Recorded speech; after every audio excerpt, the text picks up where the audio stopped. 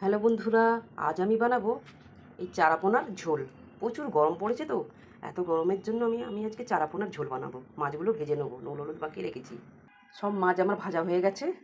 ঝোলের জন্য দেখুন কাঁচকলা, গাজর, পটল, আলু, ঝিঙে আর পেঁপে, এগুলো আমি কাঁচকলাগুলো আমি মাছ ভাজা করা তেল আছে ভেজে নেবো। এবার আমি সব সবজিগুলো দিয়ে দেবো হলুদ গুঁড়ো আর নুন। ভালো করে কষিয়ে নিয়েছি, জল দিয়ে দেবো। বন্ধুরা, এই কড়াতে আমার ভর্তি হয়ে গেছে, তাই জন্য আমি কড়াটা চেঞ্জ করব। এবারে আমি ঝোল ফোটার জন্য ঢাকা দিয়ে দেবো। ঝোল ফুটে গেছে, এবার আমি ঢাকাটা খুলে নেবো। কাঁচা লঙ্কা চেরা দিয়ে দিলাম।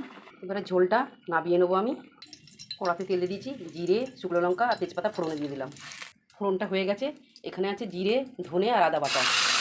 ঝোলটা কষানো হয়ে গেছে মশলাটা, এবার ঝোলটা ঢেলে দেবো। ঝোলেতে মাছ ভাজাগুলো দিয়ে দেবো।